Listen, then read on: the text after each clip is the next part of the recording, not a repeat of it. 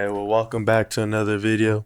Today's guest, special guest, Roundtree, man. Thank you for coming through, man. We really appreciate it. You know how busy you are and taking your time, so really appreciate it, man. Yeah, pleasure's all mine. I'm excited, man. I mean, Yeah. any podcast that got the name Hustlin in it, I already know it's about to be some heat. Yes, sir.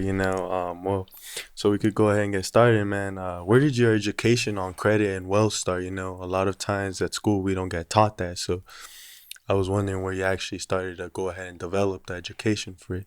Yeah, no. So I'm from Milwaukee, Wisconsin. For anybody who's not familiar with that, typical Midwest city. The winters are brutal, and I grew up just like, most people from middle America, from any hood throughout the United States. I want to be like the D-boys, the pimps, the hustlers, the athletes, the entertainers, and all of that. But I also knew what came along with the street culture. And so I was fortunate enough to actually have a mentor who, at the time, he was a real estate investor. This was in 2005. And he said, "Will, eventually credit will become the new dollar." Didn't know what he meant by that. So I ended up moving to Las Vegas in 2005. And I quickly found out what he meant by credit will become the new dollar. I couldn't rent an apartment because my credit was bad. Couldn't buy a car without a cosigner. I remember I was living off, anybody's familiar with Las Vegas, Swenson and Flamingo, which is, some consider it the hood. Yeah. I lived in a weekly apartment where you pay by the week. It's typically more expensive. I slept on a floor that's about as hard as this table. Didn't have any furniture. My bed was bath towels because I couldn't afford a bed. And so I remember sleeping on the floor every single night, going to the 99-cent store off of Flamingo and Maryland Parkway, and just thinking about, man, I got to change my circumstances. And so that saying that my mentor taught me, that credit will be eventually become the new dollar, I was like, man, a lot of what I'm going through is a result of me having bad credit. So I really just took it upon myself to learn as much as I can about credit. I didn't go to school for it or anything like that. But what ended up actually happening, and I often say that if we pay attention to our lives, we'll see that life prepares us for everything that we want. So even before I really got into this space, I actually worked at a law firm that did credit repair. This is before I had any experience or any, wantingness of even wanting to get into this space. I worked at a collection agency for like 2 weeks. So I got to see the back end side of the laws and how they actually protect us. And so a lot of the things that I was fortunate enough to be involved with also taught me along my journey. But once I started to see that credit was something that I needed to learn because we were not taught this at school, our parents didn't understand credit. I started to see that was the barometer for all of the things that I wanted to change in my life, but were not changing. Think about how many people right now are looking for somewhere to live, but they can't afford the deposit for the down payment. Some places want 3 times the deposit. Yeah. Some people can't get the vehicle of their choice because they don't have a 20 to 30% down payment on a vehicle, a depreciating asset. And most of the time, the money that you put down towards the vehicle doesn't even go towards the vehicle. So, but going back to answering your question, I really just learned about credit through life. Personal experiences and me wanting to change my circumstances, because they say the definition of insanity is doing the same thing over and over, expecting a different result. Repetition. I needed to change my result, so I did what I could to learn about credit. That's crazy, man. That's inspiring, by the way. So thank you for sharing that story with us, and it just goes ahead and shows that repetition and having that hunger, you can go ahead and be able to achieve whatever you like, but you got to go get it. Definitely. And touching up a little bit on education, it kind of like mind blows me that a lot of these schools don't teach none of this stuff. Coming into the early ages of the teen years or whatever the case is, into your adulthood life, you don't understand credit, you don't understand wealth. Like it just blows my mind. So what do you have, like, what do you think about the education that's out there now for these circumstances? Well, the first thing is, I think the educational system doesn't teach us to think. They teach us to just be, workers. They teach us to follow in a system that's conducive to what their end goal is, and that's to be able to create people for their level of productivity. Think about it. No one would work the railroads. No one would work at the coffee shops. No one would work for the city and the sanitation workers. So that's school wasn't designed when they changed the whole educational curriculum, it wasn't designed to teach us things that were going to be beneficial for our actual existence or even understanding anything about wealth. I mean, how is it that the most important thing in our life, and that's paying taxes, they don't teach that in school? Crazy, huh? Because they don't, that's not their goal. That's not their end goal for us to be productive in understanding finances. You can take a finance class and don't even learn this stuff. You know what I'm saying? You go to business school, but you learn how to go run somebody else's business. And so school isn't designed to teach us those things. That's why, you know, there's a quote that says, "I never let schooling get in the way of my education." So yes, you have formal school, but unfortunately, most people statistically, by the time they graduate school, whether it's high school or they graduate and get a master's or PhD, less than 20% of people ever pick up a book and learn something outside of what they're specialized in. So to understand credit and why they don't teach it, because it's a system that wasn't designed for us to really be able to learn. It was a system that was designed for them to be able to get the upper hand on us. You know, think about it. When the more the less we know about how money and credit works, the more banks make. They can charge us in interest. They can, finesse us in the payday loan, racketeering. So all of these different things that we haven't been educated on is because it's a system that is going to benefit the powers that be. So why would they want us to learn about these things? They don't. They make it like a puzzle, huh? They make it hard to read. Absolutely. So it's crazy how they can go ahead and finesse a system like that, And I feel like that what conditions a lot of people to not know about investing. So instead, they go ahead and buy the Gucci, the Fendi, the Louis. And how do you feel of people that haven't learned about investing and haven't been able to go ahead and grasp on the part of investing out there? Yeah, so I can remember when I was in, this was around 2003, and I had joined a network marketing organization. And the thing that enticed me was the lifestyle. Damn. The Gucci wasn't as popular back in 2003, but the cars, the houses, the vacation, the money, the tailored suits. And so it's fine that we are enamored by the lifestyle. But the unfortunate part is that we don't understand that most of the successful people who have those things, they don't pay for that. They have assets that pay for that stuff. The lifestyle, the Gucci, the clothes, the cars, those are the distractions to keep poor people poor. Damn. Why do you think Gucci doesn't advertise? Why you think like all of these companies and conglomerates, they don't advertise to wealthy people. They appeal to poor people. But understanding that wealthy people have learned the cheat code in life, as I like to call it, is by creating assets. And you create assets by learning how to invest. But I often say too, Isaac, that investing is really 5th grade math. It's just that we've been conditioned that dissecting a frog is more important than understanding decimals, because 5th grade math is really multiplication, addition, subtraction, division, fractions, decimals, commas. And when you understand, okay, I have this investment and it's going to cost me $100,000. I have to invest X amount of dollars. Now we assume we have to come up with the entire 100,000. No, you don't have to. So I can actually go and borrow the money to invest in this asset that's going to make me money to not only pay the debt from the credit I use to invest in that, but then also give me a return on investment. And then then this investment is going to appreciate in value, which means over time it's going to be worth even more money. But because we want to have the Gucci now, as opposed to waiting till the appreciation of this investment in 2 to 3 years, that the investment can buy all the Gucci and the Louis and the Prada you wanted to buy. But we've been conditioned with the distractions of looking rich as opposed to actually building riches. So that's why investing is not sexy enough to people. It takes too long. So investing is too many numbers. It's too complicated. We don't understand the basics of, for every dollar you wanted to make at least $2.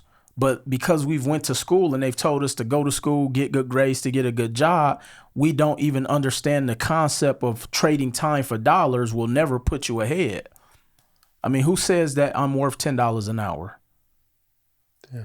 Why can't I be, who says that six figures or 100,000 a year is the barometer? Why not six figures a month? But we haven't even been put in a system to teach us to think outside of what they've conditioned us to do. And this is why, going back to the educational system, is they don't teach us how to think. They want us to be, they want systematic or fall in line in the system that they've created that's conducive so that they can make the money. Yeah, definitely. And I feel like touching up on how we've been conditioned to do a lot of that stuff, we got to go ahead and break that puzzle, and make it out of rhythm so we can go ahead and eventually achieve the end goal and not with the distractions, Absolutely. And we just have to stay disciplined to look forward at the end goal. Could you touch up a little bit on creative investing and like as far as a little bit of the creative financing world? Yeah, man, that's one of my favorite things. So I can remember listening to a video with Robert Kiyosaki. For those who don't know, he's the author of the series Rich Dad Poor Dad, and he often talked about the four quadrants. You have the employee, the self-employed, business, and then investor. And so most people, they stop at self-employed or business owner. And my goal was to get far beyond that and make it to the investor quadrant, because that's where the benefits are truly at, and that's where you create the true wealth. Now, I can remember growing up that I always knew it was something that wealthy people knew that we didn't know. And it was information. But here's the even bigger component of that, is that the information has always been out there. But we have to be hungry enough to go out there and get it. We have to be motivated enough to go out there and get it. And people often say, I'm not motivated. Well, people aren't motivated because they don't have a motive. See, I had a motive because I was tired of sleeping on the floor every single day. I mean, I was tired of eating Top Ramen and Captain Crunch for breakfast and dinner. I was tired of hiding my car from the repo man. I mean, think about it. I'm in the prime of my life at 26 years old, and I couldn't date because I didn't want to bring nobody by, and they see I'm sleeping on bath towels. So that will motivate you to want to go out there and go find this information. And so I started really adopting concepts that I learned from the Robert Kiyosakis and the Rob Johnsons and all of the other great investors that I followed, and just reading their books and going online and listening to their stories. And so understanding that why investing is hard for people, because they assume that they have to save the money. So think about it like this. Let's say you have an investment, going back to that scenario, that's 100,000. Now, a person assumed that they have to save $100,000. So let me ask you a question. What's the likelihood of someone being able to save $100,000? Slim to none. Slim to none. Most people never save that in their lifetime. Yeah. If the average household income is, let's say, $60,000, after you add expenses and inflation, I mean, they say 55% of minority families don't even have $500 in savings. So the likelihood of being able to save 100,000 is impossible.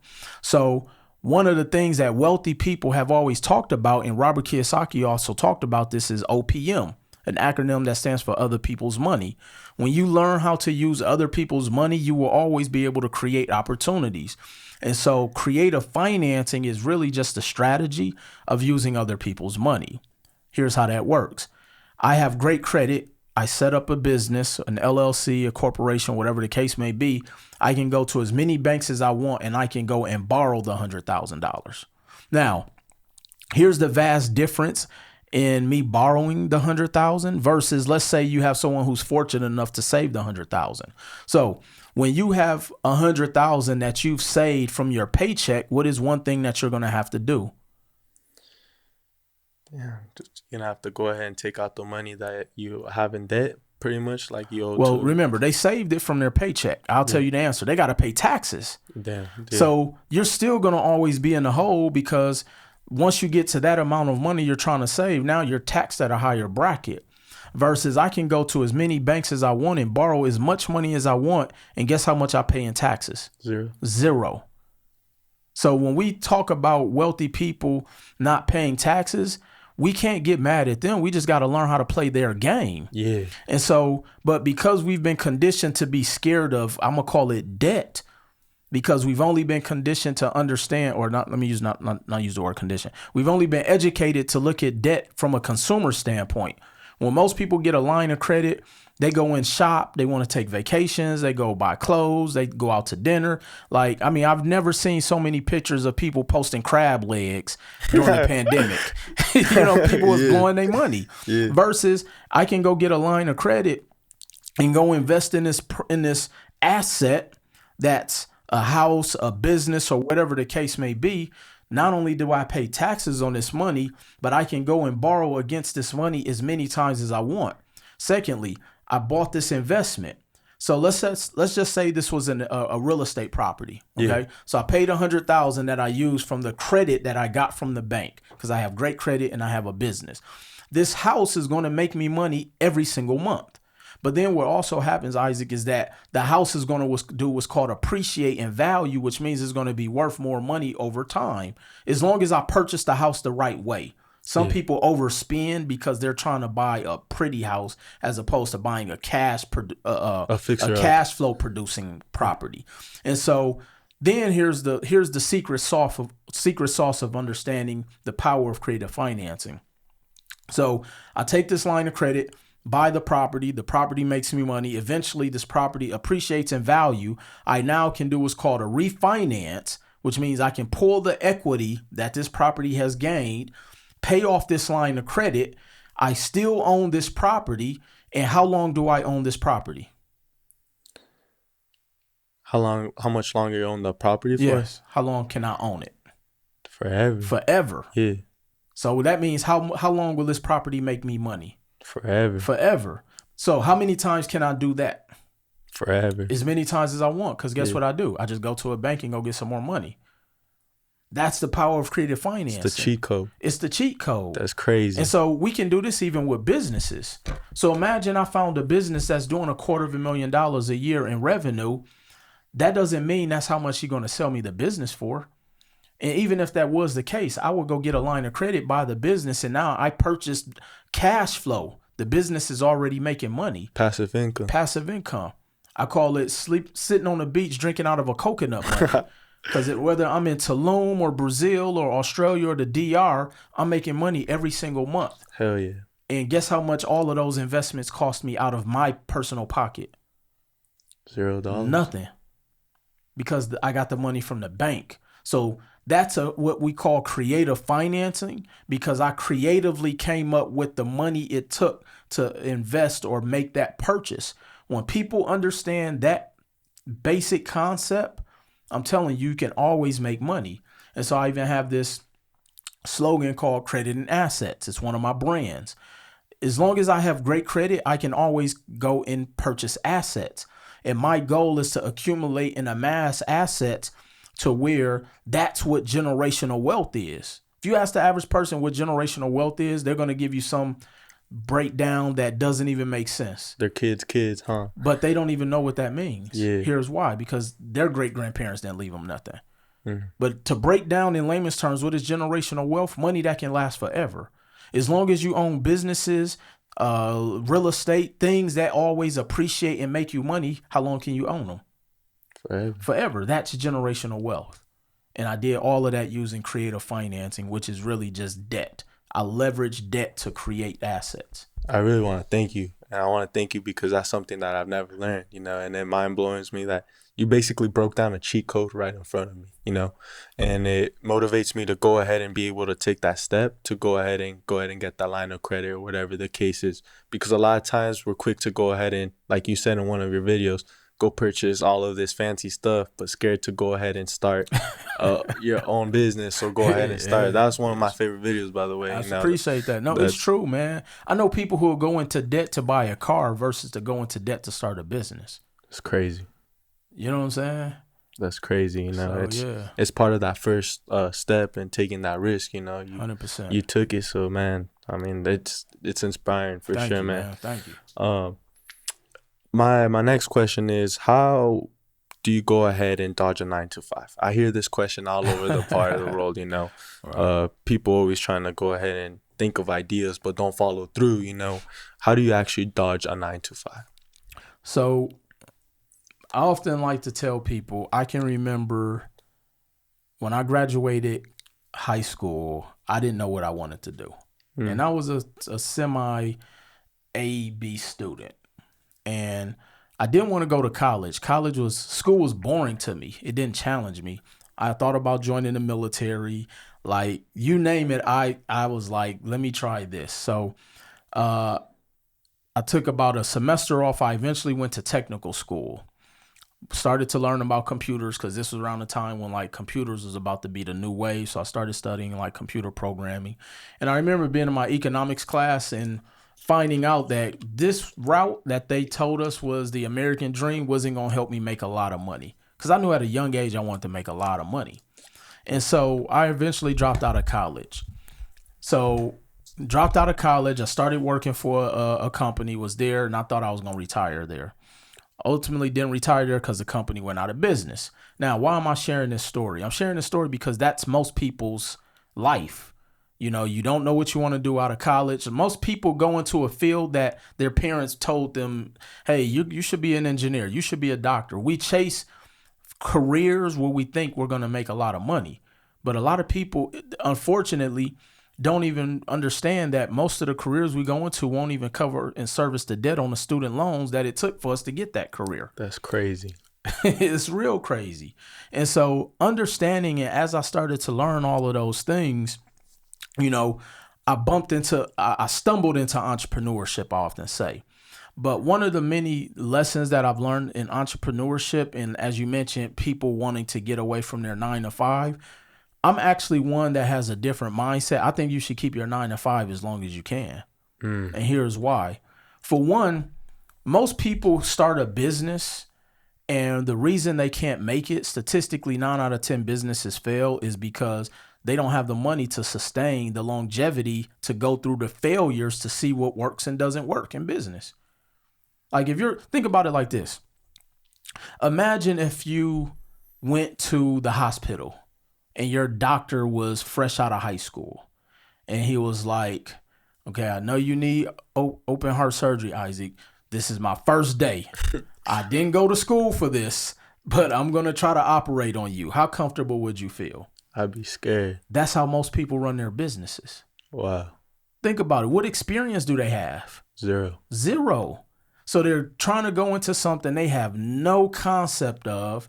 They just know, hey, I can bake really good cakes, so let me open a restaurant. They know nothing about accounting. They know nothing about taxes, hiring, firing, HR, compliance, inventory. Like they have no experience in all of that. But see, here's what a job affords you when you look at it as like a paid internship. When I was working my 9 to 5, as I was looking on my exit strategy, and I call it a strategy because I did it, you know, I was very calculated when I left corporate America. First of all, I looked at the interworkings of a business and saw what worked and what didn't work. Secondly, the money I was making on my job helped me to finance my business. See, a lot of people go into entrepreneurship, quit their job, then they can't even afford a $500 website. They have no income coming in, you know, and I often tell people before you leave your job, go get a customer first. Like, why would I go and start a business and quit my job and I have nobody that I know that's going to pay me? Because you're going to run out of friends and family members that are going to support your business, if they even support your business. And so we have to understand that a lot of times that job is, and I'm not going to use the word safety net, but it's that paid internship. And I often tell people you really shouldn't quit your job until your passive income exceeds your expenses by 2 to 3 times. And here's the other thing. Even though you may want to start a business, there's other investments you can make to help you to expedite getting that passive income. I can invest in real estate. I can invest in other businesses. And so, because once you know the odds, statistically 9 out of 10 businesses fail. So why would I go against the odds that have never been defied as long as that statistic has been available? Why not put myself in the best position to exceed those odds by making sure that I'm not quitting a job that is financing my business and my household? So these are all of the reasons why a lot of people fail in business. So I'm never one to tell people to quit their job or that a job is this and that and a 9 to 5 is whack. No, use your job to fund your business. And then as you start learning how to leverage credit and creative financing, and then you can get lines of credit to build your marketing team, to get your supplies, your inventory, and then get customers. And then once you get some customers, then you can start to revisit, okay, I've been doing this long enough now. I'm in position. My business is stable. I'm making money. Now maybe it's time. Maybe I start to cut my hours. Like, I'll even tell you my story. I think the statute of limitations are up. I took a leave of absence before I quit. Damn. You know what I'm saying? Because Yeah. I had to make sure this worked. So I took a leave of absence and I'm like, okay, I've sustained to be able to make enough money X amount of times. So a lot of times people just don't have a plan because who's teaching them about business? Nobody. Nobody. So we have to understand that information is so important, not just the free YouTube video. Sometimes you may have to pay for that information because the information you get for free, it is what it is. It's free. But if I want to be if I want to get specialized information, excuse me, on the strategy on how to grow as a business owner or entrepreneur, yeah, it may cost me some money. I may need my money I'm making from my job to invest to get that information. I need to have my job so I can show income so I can get a line of credit. Yeah. So it's so many different benefits, but most people we just jump out the window because it looks cool. Look, I wrote a book called Full-Time CEO, the shit they don't tell you. Because they don't tell you that entrepreneurship is not easy. It's not. It's like, it's lonely. You're going to lose money. You're going to lose friends. You may lose a relationship. Your husband may leave you. Your wife may leave you. Your kids may hate you. Like, your family member going to think you a scam artist because you're going on this journey that nobody else is willing to go on. You know what I'm saying? So Yeah.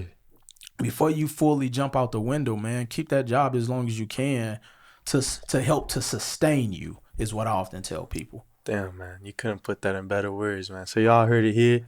Do not dodge your 9 to 5. Keep that for sure. You know, that's gonna be your primary source.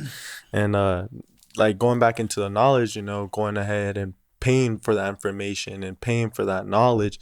Knowledge is valuable, right? So it's important to be able to go ahead and get a hand on that knowledge. So I do really think that people should be investing into going ahead and getting that knowledge.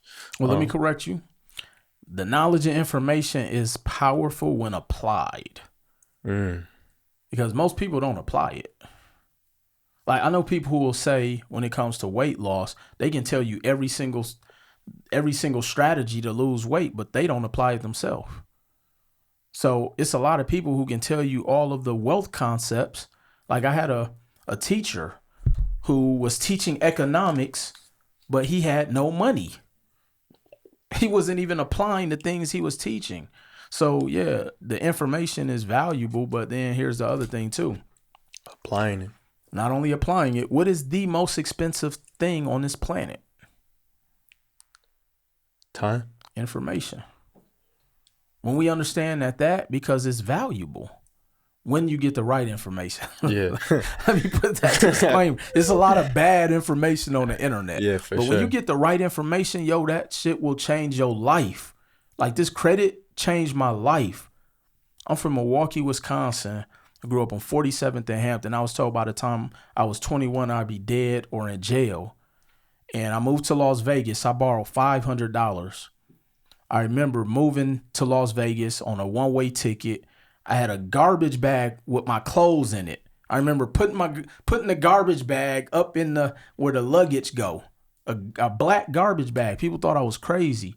I moved to Las Vegas, chasing my dreams, failed multiple times, became homeless, lost everything several times. But because I was motivated, because I had a motive enough to go and get the information, invest in information, I was willing to fail my way to success. Information changed my life. Damn. But I was willing to apply it by any means necessary. And I didn't let anybody or anything stop me from getting to my common goal. There was no party that was interesting enough for me to want to go to derail me from my dreams. There was no date that somebody could entice me to come on that was more important than my goals and dreams. There was no TV show. There was no vacation. None of those things mattered because I knew what my end goal was, because the information told me if you focus on doing and executing these things X amount of times, it's impossible to not become successful. But most people aren't willing to make that level of sacrifice. You gotta go ahead and be disciplined. It's all discipline. And it's all discipline. That's inspiration, man. Like, seriously, I really can't explain how much inspiring and motivation you have given me today. Like, I really appreciate it. There's a big hot topic out here, you already know, on the economy and how we already entered a recession. And what's your predicament with how this is going, or how this is gonna go ahead and be going? You want my honest opinion? Yes, sir. Man, I'm waiting for the recession. I'm waiting for the crash. Because here's the thing. So I remember in 2005, 2007, during that reset. That's really what it is. It's called a reset. There were times I remember being at work on my computer, and Ford stock, the stock for the company Ford, was at like 57 cents a share. And I didn't buy it. But what that told me, Isaac, was that during the reset is when things go on sale, and it gives everybody an opportunity to play and become wealthy. See, here's the thing. When it comes to investing in anything, the goal is to buy low and sell high. But because we don't have the right information, or we don't have enough information, or we don't put ourselves in position to get positioned to have the right information, we try to buy high to try to sell for higher. And then that's what happens when the economy resets. We get caught and jammed up because we've bought everything at the top of the market. So think about even with the housing bubble. If I could buy a house for 40,000 or 100,000 and it appreciates to 200, why wouldn't I buy it? But what happens is we want to buy it at 200 and hope it goes to 5. But by the time we get it at 200, now the economy is resetting. So now we're caught at the top of the market. So then we lose everything. So most wealthy people, or most people who understand the concept of how money works, how the economy works, how the Great Reset works, we're waiting for things to go on sale. So when you look at it from going back to understanding the cash flow quadrant, when you're in the investor part of the quadrant, we're looking for everything to go on sale. When do things go on sale? In the middle of in a recession. And so you prepare up into that point. So think about it like this. We knew that this recession was looming in pretty much in 2021. The signs were there. People have been talking about it. But here's what happened. There were so many distractions that people didn't prepare themselves. So during that time frame, I was telling all my mentees, all my clients, get access to as much money as possible. Creative financing is possible. So because now you're in a position, you have over 100,000 or 200,000. I have clients who have $500,000 in credit. So now imagine being able to buy businesses and assets and homes and cars and all of these things that they can use to make money at pennies on a dollar. So now I can go buy that $500,000 house at 30 cents on a dollar. Most of my real estate investment properties I buy at 40 cents on a dollar. So now as they continue to appreciate, I'm still making money because people got to live somewhere. Yeah. And understanding, and also break this down too. And I'm not sure how old you are, Isaac, but most people that are in their late 30s to early 40s, so I'm dating myself. We've been through 2 recessions, the recession of '07 and the recession taking place now. And we've been through 1 global pandemic. How many times have rents went down in the real estate market? Instead, they keep going up. They keep going up. Yeah. So why wouldn't we be positioned to be able to capitalize, to invest and own something that's going to always make us money no matter what happens to the economy? Yeah, you damn right I'm waiting for the recession. But I'm not saying it from a place of being a capitalist and wanting to see people in bad situations. But what I'm saying is that from a investor standpoint, this is where wealth is created. But this is also why I do my best to put out as much information and content and teaching people how to get prepared, because I'll be also honest, I've been saying this for the past 6 years. Yeah. I have an acronym that stands for that's PPP, and it doesn't stand for the Paycheck Protection Program. PPP stands for you want to be in position to have the power to purchase. I've been telling people for the past 6 years to get in position, because when the economy resets itself, and it does every 10 to 15 years, you want to be in position to be able to get as much as you can on sale, because I never want to be in a position where I could have got Ford stock for 57 cents at now, where it's probably $19, $20, $30 a share. I never want to be in that position again to miss out on the opportunity. Because think about it. You don't have to be rich to buy something at 57 cents. You just got to have a little bit of money. And I could pull that money from my lines of credit. Ford is not going anywhere. I don't care if it got down to a negative cents. Ford was not shutting down.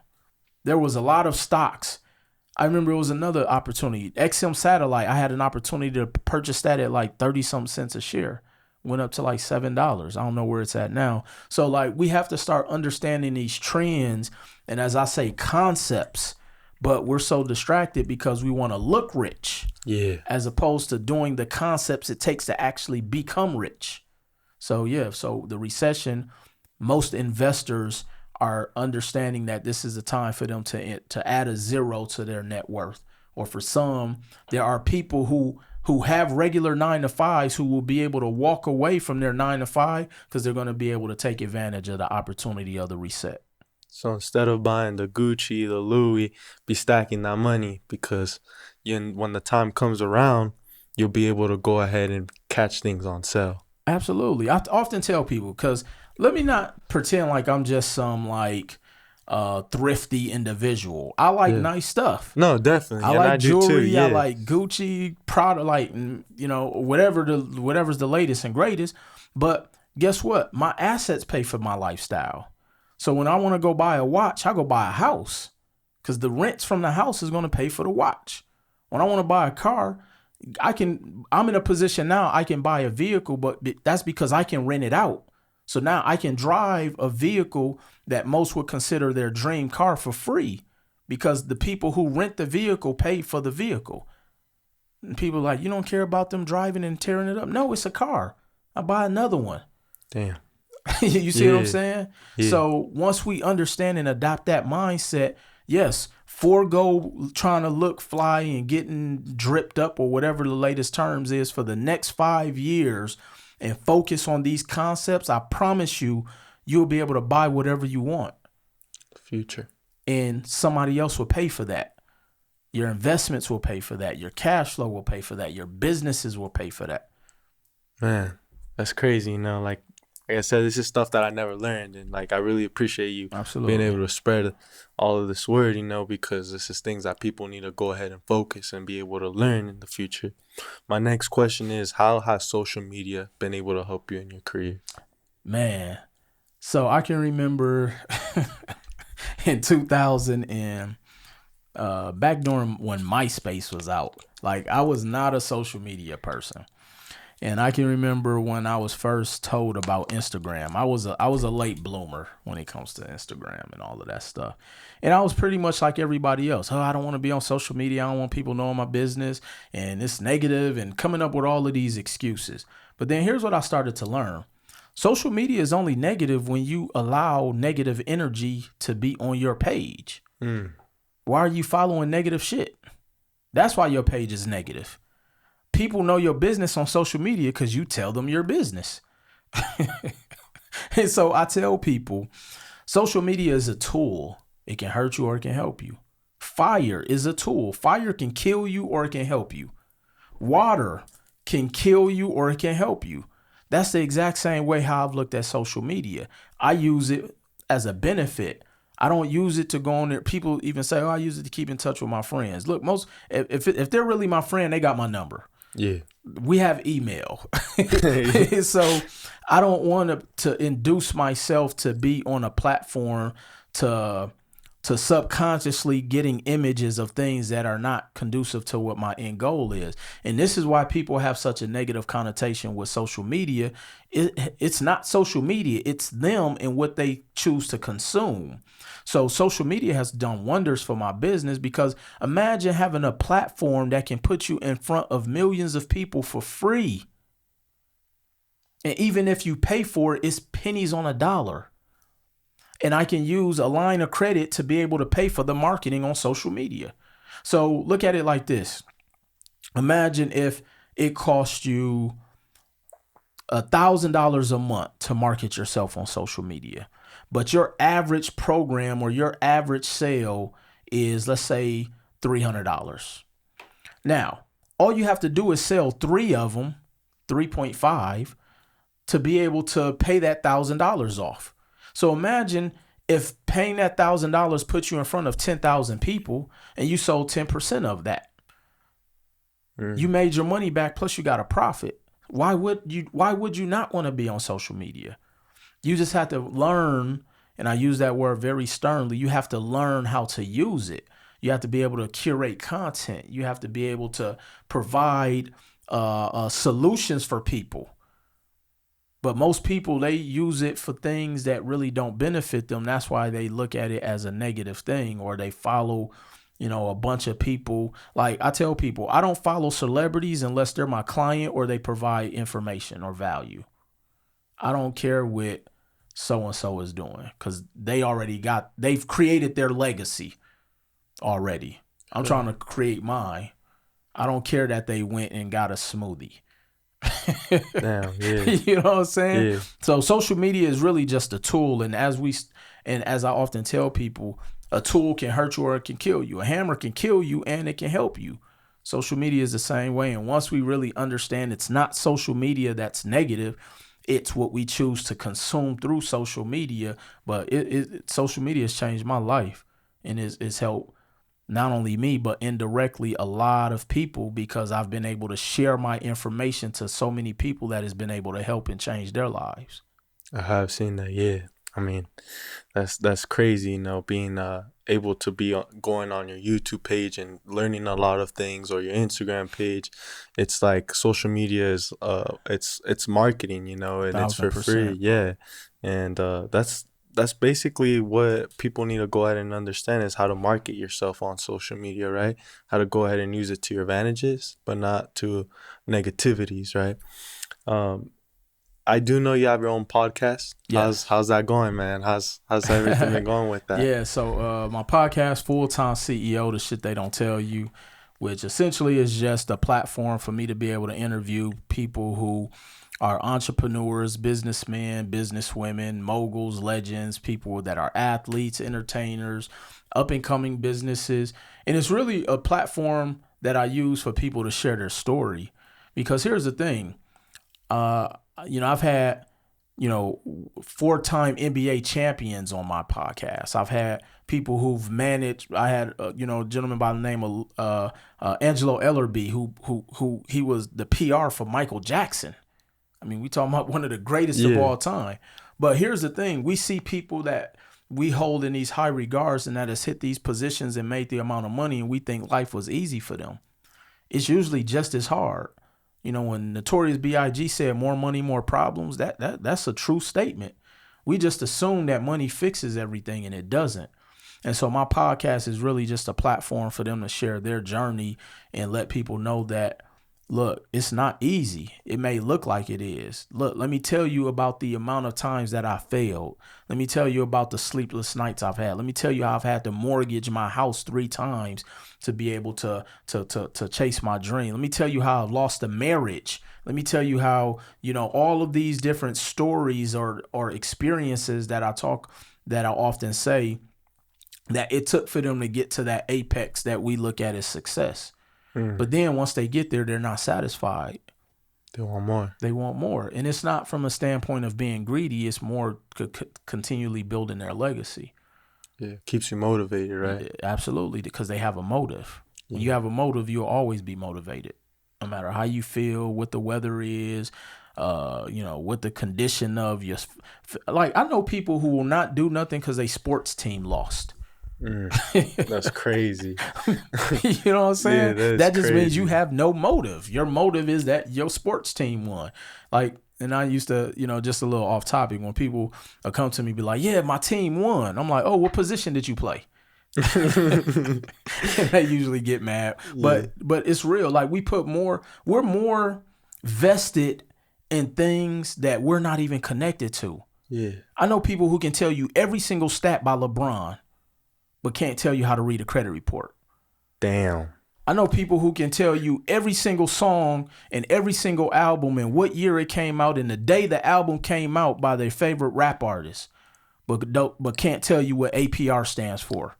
Damn. They don't know how to balance a checkbook. That's So knowledge we right have to there. understand, like, you should be more invested into into your future, into To, your goal, into building your children. Like, your children are gonna know who LeBron is more than they know who their great grandparents are.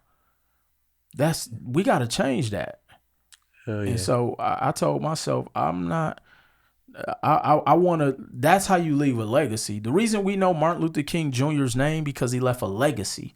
Yeah. His children can make money off of his name. Hell yeah. The reason Paris Hilton know who her great great grandparents are, because the Hilton family built a legacy. J.W. Marriott built a legacy. I want to build a legacy so my great great grandchildren know who Will Roundtree is, and that's my focus. Hell yeah, man. Damn, man. Well, I really don't know how to thank you enough because today has just been you teaching me things that I've never learned. And I know Absolutely. that my people out there watching today will be going ahead and learning a lot from this. And I really want to thank you for that. And before we wrap this up, man, I really want to go ahead and talk about the merch that you brought me Oh yeah, through. yeah. Full time CEO and Credit is King. I really want to appreciate it. Thank If you you. don't mind touching up a little on the book, man. Yeah, man. So the book Credit is King is and it's interesting because, like, I remember when I first wrote the book. I have a great friend who actually owns the publishing company, Jackson Publishing.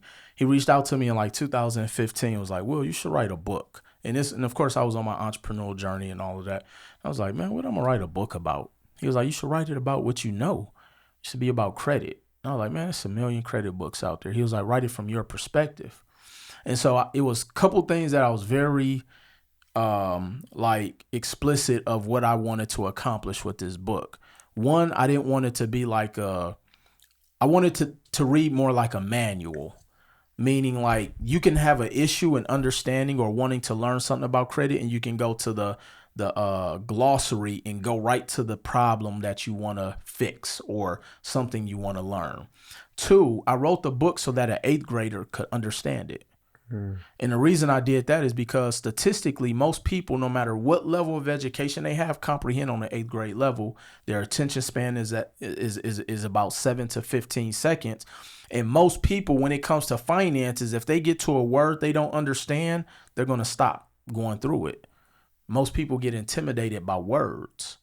And so I wanted to write it to and make it very, and I didn't want to make a 3,000 page book yeah. because that when I first saw the book Atlas Shrugged and it was like 1,900 pages, I'm like, I'm not reading that. Yeah. You know what I'm saying? So if I think like that, I know other people do. So I was very strategic in how I wrote the book. The book is actually, I literally had no expectation of the book. I think the book is probably at almost 100,000 copies that I've sold worldwide. I can honestly say worldwide now because I've sold books, just about in most other countries throughout the Congrats, man. world. Thank you, man. And so, and here's the thing: the book is trademarked, it's copywritten.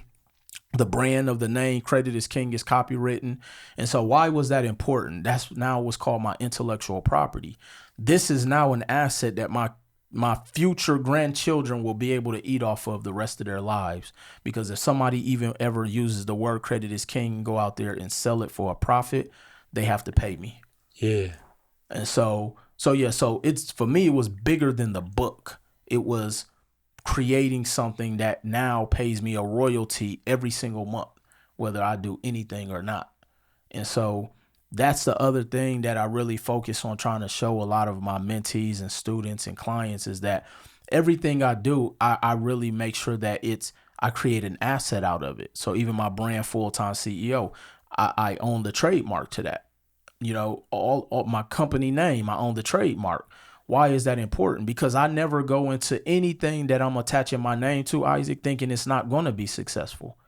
So I don't care if I start a new business tomorrow or a new clothing line or a new brand and call it, you know, whatever, Credit R Us. I'm going to trademark that Yeah. because we don't know how popular that's going to be. And somebody may want to buy the rights to it, you know, and because I've trademarked most of my IP, which stands for intellectual property, I now can license it to you. So I've actually licensed my curriculum through Credit is King out to several universities.